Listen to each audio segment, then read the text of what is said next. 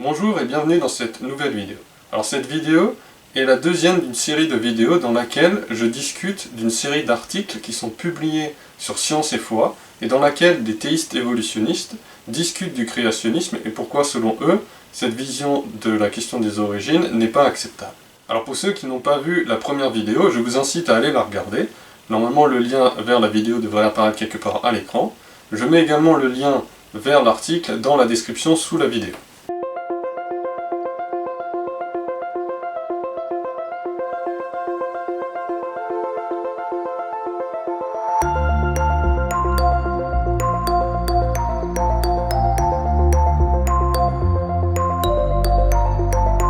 Alors le premier point de cet article est intitulé « Ambivalence du créationnisme entre recours aux sciences et rejet des sciences ». Alors ici l'auteur trouve étrange que les créationnistes d'un côté mettent en avant leur diplôme scientifique et que d'un autre, ils remettent en question la démarche des scientifiques. Et il dit la chose suivante, et je cite: « Toutefois, comment peut-il mettre en question toutes les mesures issues de la physique, de l'astrophysique, de la géologie, de l'archéologie, de la biologie, afin d'affirmer que la Terre n'a que 6000 à 10 000 ans d'âge? En effet, les mesures effectuées en très grand nombre ne sont pas des interprétations ou des spéculations, mais des données objectives qui se recoupent, quels que soient les domaines étudiés ou les méthodes utilisées. » Alors je l'ai déjà dit dans des vidéos précédentes, et je le répéterai encore une fois, les sciences se divisent en deux catégories. D'un côté, vous avez les sciences opérationnelles, auxquelles vous pouvez appliquer la méthode scientifique dans laquelle vous pouvez démontrer des choses, et pour lesquelles en fait aucun créationniste ne rejette ces éléments. D'un autre côté, vous avez les sciences historiques, qui tentent de traiter de l'origine du monde, de la vie, etc., pour lesquelles vous ne pouvez pas appliquer la méthode scientifique, puisque le passé, par définition, est inaccessible. Tout ce que nous avons est dans le présent. Et donc vous ne pouvez pas démontrer scientifiquement quelque chose dans le passé. Et c'est ici où le débat entre créationnistes, évolutionnistes, théistes évolutionnistes et ainsi de suite a lieu. Ensuite, l'auteur affirme que les différents éléments qu'on a sur l'âge de la Terre et tout ceci sont des données objectives et non pas des interprétations de la spéculation. Ce qui fondamentalement est faux. Puisque si on prend la datation radiométrique par exemple, la seule chose qui est fondamentalement une donnée objective, c'est la quantité d'éléments père et fils qu'on mesure dans la roche au temps présent. Tout le reste, à savoir la date et tout ceci, est une interprétation, puisque la roche n'arrive pas à graver sur elle ou avec une étiquette sur laquelle est indiqué l'âge de cette roche. Elle est déduite à partir de la quantité d'éléments père et fils présents. On va supposer que le temps de décroissance radioactive est resté constant tout au long de l'existence de cette roche. On suppose les conditions initiales, à savoir quantité initiale d'éléments père et fils présents dans cette roche, et on va supposer qu'il n'y a aucune contamination ou perte d'éléments père ou fils autre que via la décroissance radioactive. Et tout ceci, c'est des suppositions qu'on ne peut pas vérifier, puisque personne n'était là tout au long de l'histoire de cette roche pour prendre à chaque instant la mesure de ces différents éléments. D'ailleurs, tout le débat entre création et évolution ne repose pas sur les données qu'on obtient, mais sur leur interprétation. Puisque chaque personne sur cette planète possède une vision du monde dans laquelle réside une série d'éléments qui sont considérés comme vrais et que la personne ne peut pas démontrer, mais sur laquelle elle se base pour interpréter tous les éléments qu'elle observe.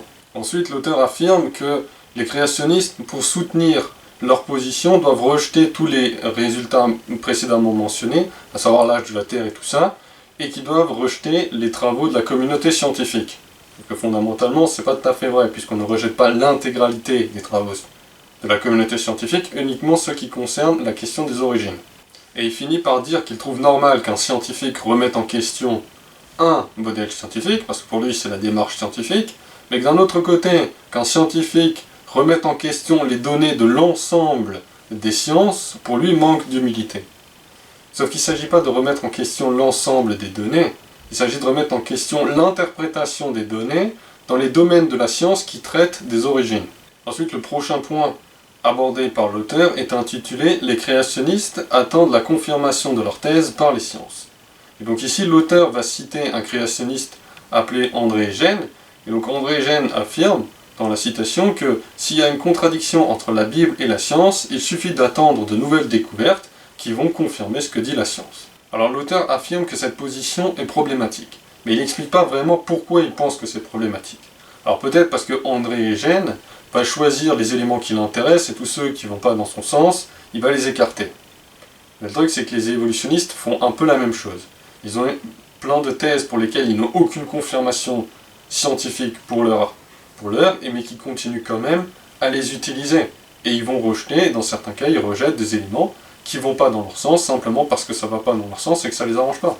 Ensuite, l'auteur va continuer avec le prochain point, qui est intitulé « Le créationnisme obligé de choisir entre le géocentrisme et l'héliocentrisme ». Donc l'auteur ici fait référence au passage dans Josué 10, versets 12 à 15. Alors je ne vais pas lire le passage, vous pouvez le lire vous-même, mais en substance il dit ceci. Vous avez Israël, avec Josué à sa tête, qui sont en train d'affronter les Amoréens pour reconquérir Canaan. Et à ce moment-là, Josué demande à Dieu d'arrêter le soleil et la lune pour pouvoir pourchasser les Amoréens. L'auteur continue ensuite en parlant de Copernic et du fait qu'il est à la base du modèle héliocentrique, et que ce modèle a soi-disant subi beaucoup d'opposition, surtout à cause du procès de Galilée en 1633, parce qu'il aurait défendu la thèse de Copernic. L'auteur continue en disant que si on lit de façon littérale le texte de Josué, cela implique le géocentrisme. Et donc, en faisant référence au point précédent, il affirme que comme il y a une contradiction entre la Bible et les sciences, nous, en tant que créationnistes, on devrait attendre que la science confirme le géocentrisme. Et il finit par dire que si on accepte l'héliocentrisme, dans ce cas-là, il y a un problème avec le récit dans Josué.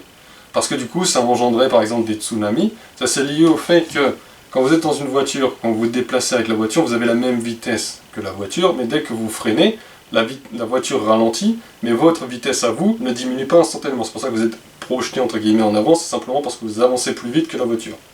Et la même chose peut être appliquée à la Terre.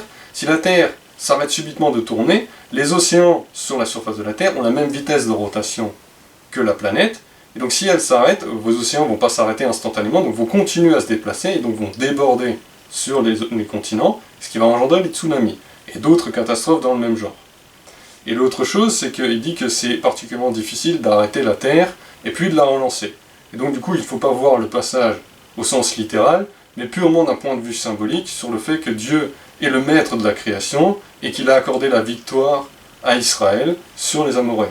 Alors pour ce qui est de Copernic, Galilée et tout ça, il y a beaucoup de choses à revoir. Alors effectivement, Copernic a attendu très longtemps avant de publier sa thèse, mais ce n'est pas par peur de l'Église et de la religion, mais c'est par peur de ses collègues et qu'ils se moqueraient de lui. Ensuite, la thèse de Copernic n'a pas subi autant d'opposition que cela. À l'origine, elle était tout à fait acceptée. Alors, Copernic n'avait aucune preuve pour affirmer sa thèse, et donc les débats entre le modèle géocentrique et héliocentrique étaient purement d'ordre philosophique. Ensuite, il faut savoir qu'il y a eu un troisième modèle sur le fonctionnement du système solaire qui a été élaboré après Copernic. Alors, il y a le modèle géocentrique de Ptolémée, le modèle héliocentrique de Copernic, et il y a un modèle géo-héliocentrique qui a été développé par Tycho Brahe. Donc dans ce modèle, vous avez la Terre qui est au centre, la Lune et le Soleil qui tournent autour de la Terre, et toutes les autres étoiles qui tournent autour du Soleil. Alors, les observations que Galilée avait faites avaient permis de réfuter le modèle géocentrique, mais ne permettaient pas de faire la distinction entre le modèle de Copernic et celui de Brahe.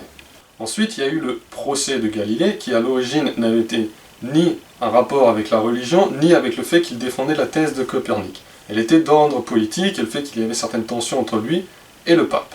Ensuite est arrivé le procès de Galilée, qui à l'origine n'était ni lié à la religion, ni au fait qu'il défendait la thèse de Copernic, mais était d'ordre politique, et le fait qu'il y avait certaines tensions entre lui et le pape. Et la raison pour laquelle on a commencé à rejeter le modèle de Copernic, c'est parce que Galilée affirmait avoir les preuves qui montraient que le modèle de Copernic était vrai, mais qu'il refusait systématiquement de présenter les dites preuves. Il affirmait en effet que les gens étaient trop stupides pour pouvoir comprendre ces démonstrations. Et puis l'auteur affirme qu'une interprétation littérale du passage de Josué 10 implique que la Bible affirme que le monde est géocentrique. Sauf qu'il ne dit pas pourquoi cela implique un modèle géocentrique, mais c'est très certainement parce que Josué a demandé que le soleil s'arrête. Donc du coup, si le soleil s'arrête, c'est que c'est le soleil qui se déplace. Donc du coup, cela implique un modèle géocentrique, parce que dans un modèle héliocentrique, le mouvement du soleil qu'on voit dans le ciel, fondamentalement, est lié à la rotation de la Terre, et non pas à un réel mouvement du soleil. Le problème, c'est que je suis prêt à parier que l'auteur, comme la grande majorité des personnes sur cette planète, ont déjà utilisé des phrases comme lever de soleil, le soleil qui se lève, un coucher de soleil, le soleil qui se couche, le soleil qui se déplace dans le ciel. Tout le monde a déjà utilisé ça. Est-ce que ça affirme que la plupart de ces gens croient que le monde est géocentrique? Non. La raison pour laquelle on l'utilise, c'est simplement par abus de langage. Et donc affirmer que le passage de Josué implique du géocentrisme est un argument particulièrement osé qui repose sur pas grand-chose. Et ensuite, l'auteur affirme que un modèle héliocentrique n'est pas compatible avec une lecture littérale du chapitre 10 de Josué. Et cela en sens certains problèmes que cela engendrerait. Le problème, c'est qu'il regarde la situation d'un point de vue purement humain et qu'il exclut dans l'équation Dieu et la vision qu'a Dieu. Parce que si on prend en compte Dieu, qui est tout-puissant, le fait d'arrêter la Terre et de la relancer, au final, c'est pas impossible. Le fait que Dieu puisse arrêter la Terre et faire en sorte que les océans s'arrêtent également et qu'ils ne vont pas déborder sur les continents, ne représente pas non plus un problème. Surtout que Dieu, ayant créé le monde, les lois de la physique, la Terre, il savait très bien que arrêter la Terre, il fallait également qu'il arrête les océans pour qu'ils ne débordent pas et qu'on engendre d'autres catastrophes et tout ceci. L'auteur finit par dire qu'il faut voir le passage uniquement d'un point de vue symbolique et qui démontre la puissance de Dieu et ne pas y apposer une interprétation littérale. Sauf qu'il y a un problème avec cela. Parce que cet événement s'est soit réellement déroulé, soit il ne s'est pas déroulé. Sauf que si on prend une interprétation purement symbolique, ça veut dire que cet événement ne s'est pas réellement déroulé tel qu'il est indiqué. Et donc ça ne prouve en rien la puissance de Dieu. Puisque cet événement ne s'est pas réellement déroulé, Dieu n'a réellement rien fait, et donc du coup ça ne prouve pas sa puissance. Par contre, si on interprète, non pas de façon littérale, mais historique, le passage dans Josué 10, là ça change les choses, parce que si cet événement s'est réellement déroulé, tel que décrit, eh ben, ça met réellement en lumière la puissance de Dieu, puisque cet événement s'est réellement déroulé, il est attribué à Dieu, et donc c'est Dieu qui a réellement fait ce miracle, et donc on y voit sa puissance et sa maîtrise sur la création. Le prochain point est intitulé par l'auteur « Le refus de la mort et l'hypothèse d'une transformation radicale du monde animal lors de la chute ». Ici, l'auteur va citer un créationniste appelé André Gène et qui dit en substance ceci, qu'il y a un problème avec la mort parce que dans l'évolution, la mort est nécessaire, mais que d'un point de vue de la Bible, la mort n'existe seulement après la chute. Donc du coup, il y a un dilemme qui se présente, et c'est ce que j'ai déjà mentionné, qui fait que l'évolution et la Bible ne sont pas compatibles, c'est cette notion de mort qui précède la chute ou non. Et ceci pose un gros problème pour les théistes évolutionnistes qui essayent de concilier l'évolution et la Bible. Alors ici, l'auteur va essayer de justifier en disant que dans Genèse 1, Dieu a donné l'ordre aux humains et aux animaux de se reproduire, de se multiplier et de remplir toute la terre. Sauf que du coup, s'il n'y a pas de mort physique, et ben du coup, à force, la planète elle va saturer, on va très vite atteindre le maximum d'individus possible. Donc c'est la raison pour laquelle la mort physique devait exister avant la chute. Sauf qu'il y a plusieurs problèmes avec ça. D'abord, l'auteur regarde le problème d'un point de vue purement humain et ne prend pas en compte Dieu. Parce que Dieu a une sagesse infinie. Et donc il savait très bien que si les animaux et les humains se reproduisent, se multiplient, et qu'il n'y a pas d'individu qui meurt, et que se retrouve sur une planète aux dimensions finies, on va très vite se retrouver avec un problème où il ne va plus y avoir assez de place pour les nouveaux arrivants. Mais Dieu, il le savait tout ça, donc il pouvait très bien avoir une solution au problème. En plus, Dieu savait à l'avance qu'Adam et Ève allaient désobéir et que la mort allait entrer dans le monde. Donc il n'avait peut-être même pas besoin d'avoir une solution au problème, puisque le problème ne s'est jamais présenté. Et puis, si on doit intégrer l'évolution, cela implique non seulement l'existence de la mort, mais également de la maladie et de la souffrance avant la chute. Parce que par exemple, les mutations qui sont nécessaires à la théorie de l'évolution engendrent dans la grande majorité des cas des cancers et des maladies génétiques qui vont entraîner des souffrances. Sauf que si ceci existait avant la chute, ce n'est pas la faute des hommes, mais du coup c'est la responsabilité de Dieu qui l'a créé. En plus, Dieu qualifie sa création à la fin des 6 jours de très bonne. Donc on se retrouve devant un paradoxe, parce que d'un côté, visiblement, ce sont des bonnes choses, alors que d'un autre côté, on sait très bien que ce ne sont pas des bonnes choses, et même la Bible affirme clairement que ce ne sont pas de bonnes choses, puisque si c'était une bonne chose, pourquoi Jésus aurait-il guéri des malades, par exemple?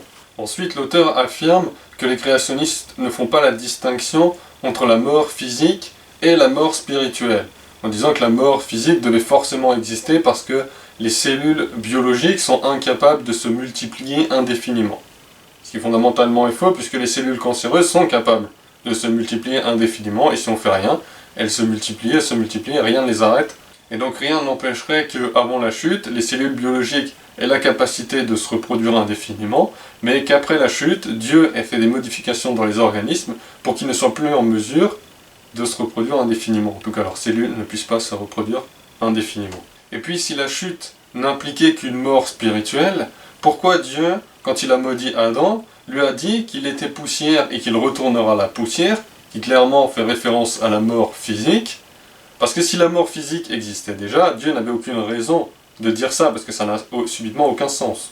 Ensuite, l'auteur continue en disant que les animaux ont dû subir une transformation radicale, parce que la Bible indique clairement que les animaux étaient végétariens à l'origine, mais du coup, aujourd'hui on voit bien que certains animaux ne le sont plus. Donc du coup, ils ont radicalement dû changer. Les lions et les crocodiles, par exemple, ont vu leurs dents pousser, les serpents ont commencé à sécréter du venin, etc. D'abord, dents pointues ne veut pas forcément dire carnivore, et je vais vous démontrer ça très rapidement. Vous allez voir apparaître à l'écran le crâne d'un animal, qui existe encore aujourd'hui. Donc si on se base sur sa dentition, on va supposer que cet animal est carnivore. Sauf que dans la réalité, ce n'est pas le cas. Ce crâne appartient à un panda géant, qui est connu pour manger quasi exclusivement du bambou, qui est une plante. Donc affirmer que les lions et les crocodiles ont dû subir une transformation radicale n'est pas forcément vrai. Ces animaux ont très bien pu avoir des dents pointues à l'origine, qui leur servaient à manger certaines plantes spécifiques, et qu'ensuite, suite à la chute, ils ont transitionné vers un nouveau régime alimentaire, où ils ont commencé à manger principalement de la viande. Ensuite, rien n'oblige à ce que cette transformation soit aussi radicale. Rien n'oblige à ce que certains animaux soient passés instantanément de herbivores à carnivores. Parce qu'on sait par exemple que certains lions ont passé toute leur vie sans jamais manger un seul gramme de viande. La raison pour laquelle les lions et d'autres organismes mangent de la viande, c'est parce qu'ils ont besoin d'un acide aminé essentiel appelé la taurine, qu'ils ne sont capables de trouver qu'uniquement dans la viande, comme ils ne la synthétisent pas eux-mêmes. Donc il se peut très bien qu'il y a eu une mutation dans un des ancêtres des lions qui a fait que les lions ne sont plus capables de synthétiser cette taurine eux-mêmes et qu'ils sont obligés de la tirer de leur nourriture, et donc en l'occurrence de viande. Mais que pour ces individus-là, une mutation a eu lieu qui a inversé l'effet de la première mutation et qui fait qu'ils synthétisent la taurine et qu'ils n'ont pas besoin de manger de viande. Et finalement, rien n'empêcherait que ce soit Dieu qui est l'auteur de telles transformations, puisqu'il a très bien maudit Ève en lui disant que ses accouchements allaient devenir pénibles et difficiles, et c'est ce qu'on voit aujourd'hui encore, toutes les femmes qui accouchent, c'est difficile et pénible, et très douloureux, alors que tous les autres organismes sur la planète qui accouchent, leurs accouchements ne sont pas aussi difficiles. Donc il y a clairement eu une transformation radicale à ce moment-là. Ensuite, l'auteur continue avec son prochain point qu'il a intitulé « Pour les créationnistes, la Bible est un livre scientifique ». Alors en soi, oui et non. Alors je suis d'accord, la Bible n'a pas pour but d'être un livre scientifique, mais en tant que chrétien, je crois que la Bible est vraie, parce qu'elle est la parole de Dieu, et donc que ce qui est indiqué est vrai, et que je peux m'en servir pour comprendre le monde qui m'entoure. Alors dans ce point, l'auteur affirme que les créationnistes ont une lecture littéraliste sans interprétation de la Bible. Alors je ne sais pas si c'est le cas pour les autres créationnistes, mais ça m'étonnerait beaucoup. En tout cas pour moi, ce n'est pas le cas. Je ne crois pas que la Bible doit être vue d'un point de vue littéral, du début à la fin. Il y a des passages qui sont clairement symboliques et à visée théologique, comme par exemple les prophéties, les paraboles et ainsi de suite. Mais il y a d'autres passages qui, eux, c'est pas une question de littéralité, mais d'historicité. Parce que principalement, je crois en l'historicité de certains passages de la Bible, mais ça ne veut pas dire que les passages eux-mêmes sont à prendre directement au sens littéral. Parce que si je prends Genèse 2 par exemple, où Dieu est en train de mettre en place le mariage, il dit bien à un moment que l'homme et la femme ne formeront plus qu'une seule chair. Sauf que si ça je le prends au sens littéral, ça voudrait dire que l'homme et la femme devraient fusionner et ne former plus qu'un seul corps. Sauf qu'on sait que ça, ce n'est pas le cas. On n'a jamais observé ça, donc c'est pas ce que ce passage veut dire, donc il ne faut pas le prendre au sens littéral. Mais ça ne remet pas en question l'historicité du passage. Je crois qu'il est historique et que cet événement s'est réellement déroulé tel quel. Dieu a créé Adam et Ève, et ils se sont mariés. Ensuite, l'auteur va donner un exemple pour montrer qu'une interprétation littéraliste pose des problèmes. Et donc il commence en citant Exode 20, verset 11, donc c'est un passage que j'ai déjà cité, et dans lequel Dieu est en train de donner les 10 commandements, et ici on se trouve au 4e commandement, celui d'honorer le sabbat, et dans ce passage-là, Dieu indique que la raison pour honorer le sabbat, c'est que lui a créé le monde en 6 jours, et que le 7e il s'est reposé. Ensuite, l'auteur indique, oui, mais donc dans Deutéronome 5, vous avez de nouveau les 10 commandements qui sont réitérés, et à cet endroit-là, la justification pour le sabbat, c'est que Dieu a délivré Israël de l'esclavage. Et donc pour l'auteur, une lecture littéraliste de ces deux passages pose problème. Mais ceci n'est pas le cas. Parce que le problème, c'est que l'auteur suppose que les deux passages sont mutuellement exclusifs. Sauf que si on regarde plus attentivement, ce n'est pas le cas. Puisque la raison première de l'existence du sabbat, c'est d'honorer Dieu. Mais il y a plein de raisons pour lesquelles on peut honorer Dieu. Dans Deutéronome 5, on voit que c'est parce que Dieu a libéré Israël de l'esclavage. Et dans Exode 20, c'est parce que Dieu a créé le monde, et par extension nous. Et puis ensuite, dans Deutéronome 5, il n'est pas indiqué à quelle fréquence le sabbat doit être respecté. Puisque le sabbat, ça pourrait être tous les 2 jours, tous les 5 jours, tous les 10 jours, tous les 20 jours. Par contre, dans Exode 20, il est clairement indiqué que le sabbat, c'est tous les 7 jours, et que la raison pour laquelle c'est tous les 7 jours, c'est parce que Dieu a créé le monde en 6 jours, et que le 7e, il s'est reposé. Dans le dernier point de cet article, l'auteur parle de la nécessité de faire la distinction entre le texte biblique et la parole de Dieu. Alors je ne vais pas m'étendre plus là-dessus sur ce sujet, parce que c'est un sujet plus d'ordre théologique, et qu'on pourrait certainement passer des heures à en discuter pour savoir si c'est valide ou non. Par contre, il y a une chose qui m'intéresse dans ce passage, et c'est le fait que l'auteur réitère encore une fois le fait que les créationnistes ont une interprétation littéraliste sans interprétation de la Bible. Ce qui, comme je l'ai dit avant, n'est pas le cas. D'ailleurs, ce n'est pas une question de littéralité, mais d'historicité. Puisque dans la majorité de ces passages, il y a des métaphores ou des figures de style, entre autres, qui ne sont pas à prendre au sens littéral tel quel. Mais ça ne veut pas dire que les passages ne font pas référence à des événements historiques qui se sont réellement déroulés. Alors je pense que la raison pour laquelle l'auteur parle constamment de la littéralité du texte biblique est certainement liée au fait que les créationnistes eux-mêmes, quand ils parlent de la véracité des premiers chapitres de la Genèse, disent qu'ils croient en la littéralité de ces passages. Et je ne pense pas que ce terme soit le plus approprié.